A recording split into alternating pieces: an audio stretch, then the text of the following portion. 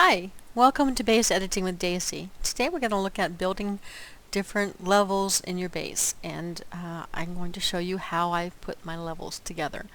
So first, you're going to start from whatever floor you're on. Right now I'm inside of a base, so this is just the base floor. And if you're working outside the base, of course, you will have laid down a floor. So then you'll need something to get from one level to the other, and most of the time that's going to be stairs. You'll need your ceiling above you and the floor above that for the next level. Sometimes that's one and the same. Sometimes you can use a piece like the docks from Landscape and make a thick, very dark wood type ceiling and floor above, but I like to use separate pieces.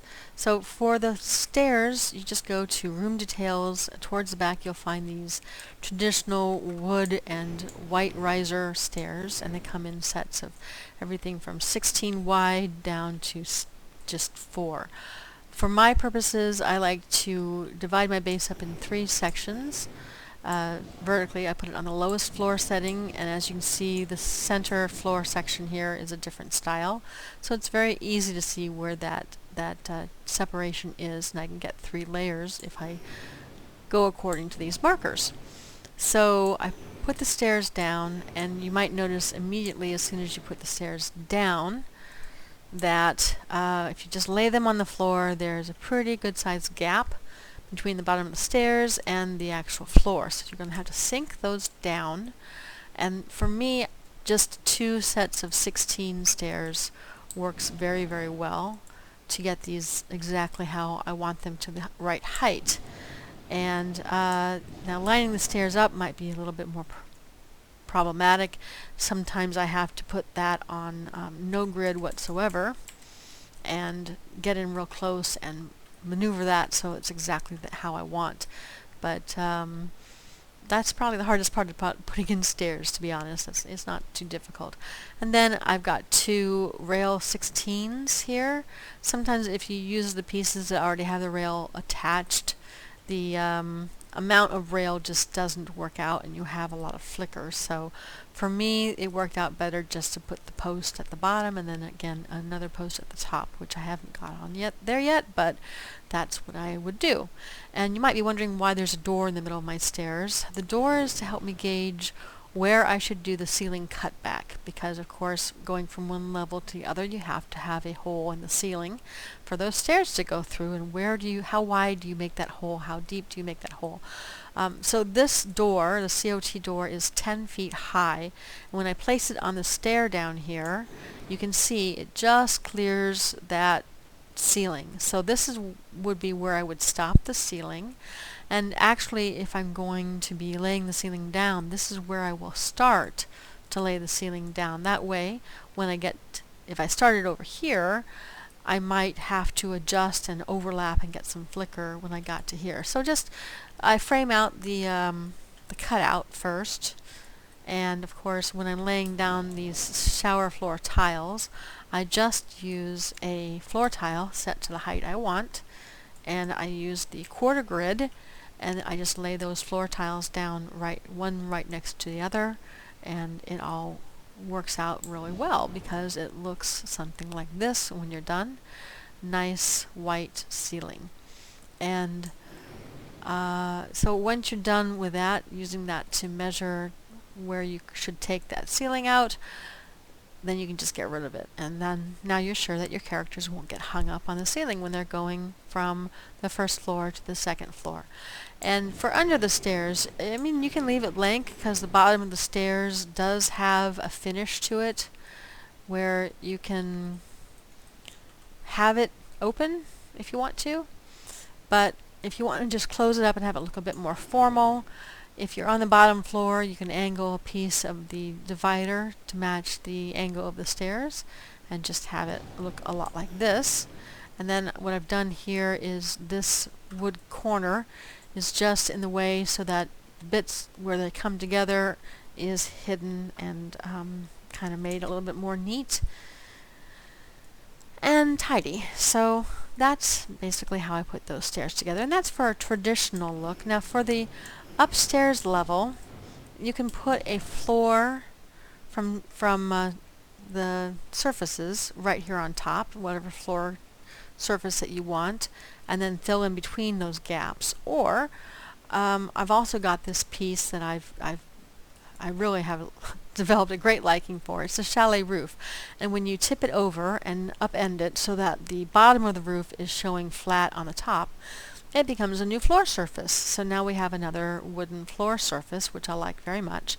And the larger of the two pieces even has this handy dandy angle, and that's just like the angle I see on stairs. When you're coming up from below, you have this angle so that people don't bump their head on the ceiling, and it transitions to the floor above.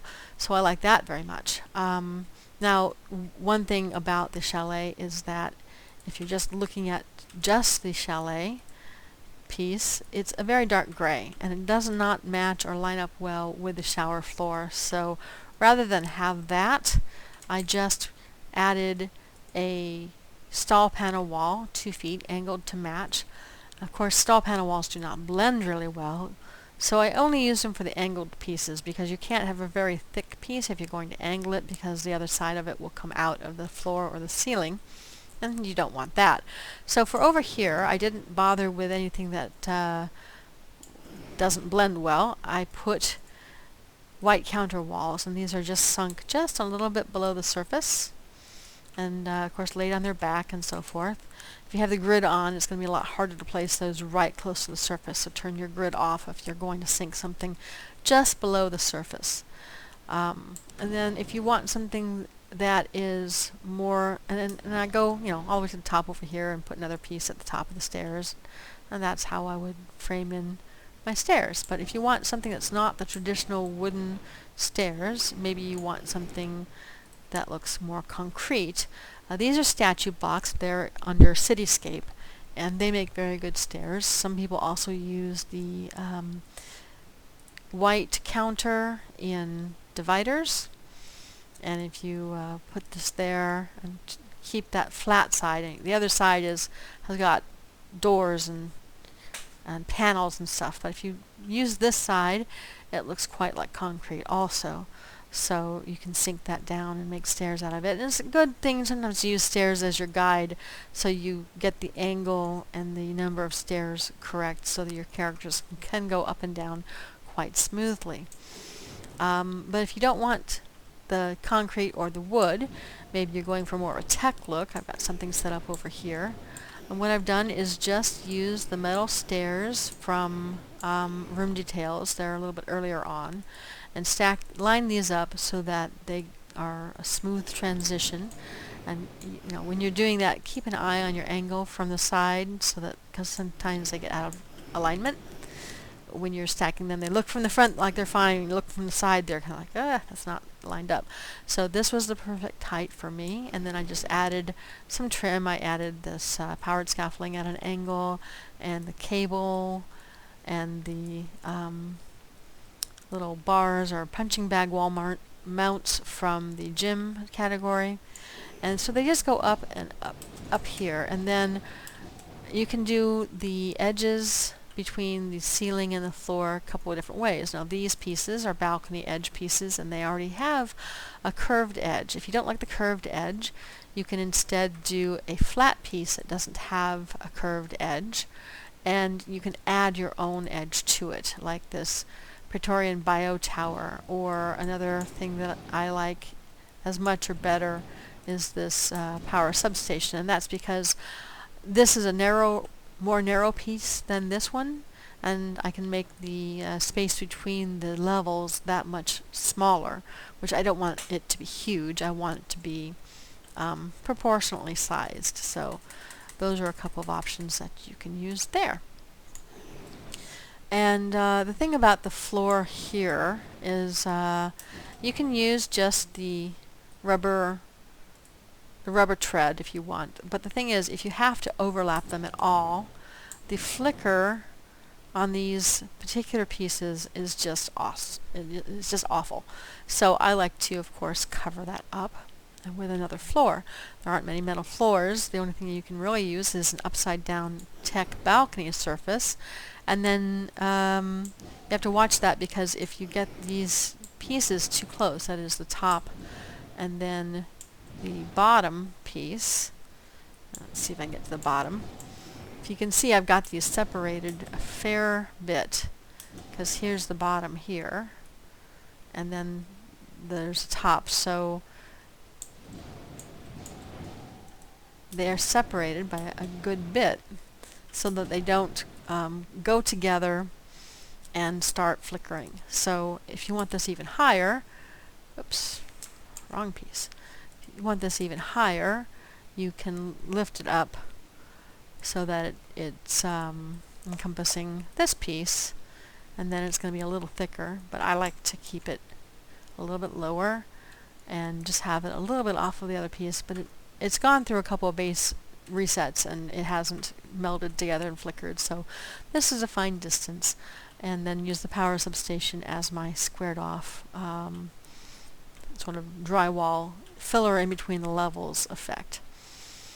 And for the top floor, if I'm not going to use the Tech Balcony surface, you could use supergroup floor tiles. And the thing about this is that if you go to your supergroup settings and you change the symbol to whatever you want, maybe you want to make a circle or a diamond or a square.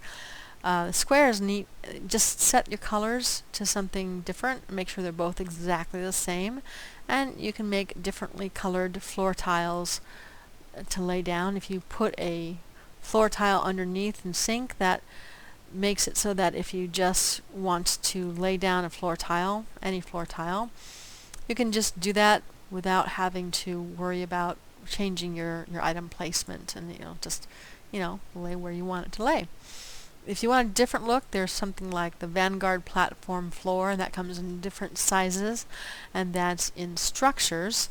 And also in structures would be some other types of flooring like this Vanguard platform, which is a good bit darker and kind of gritty type thing, but you'd I'm sure want to sink this down so that it was part of, it wasn't quite so high to make this whole thing rather thick. So of course a little bit higher than that.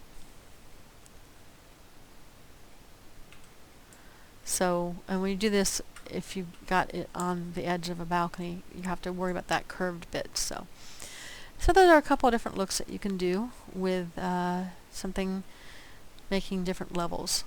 I hope that's helped. Thanks for listening. Bye.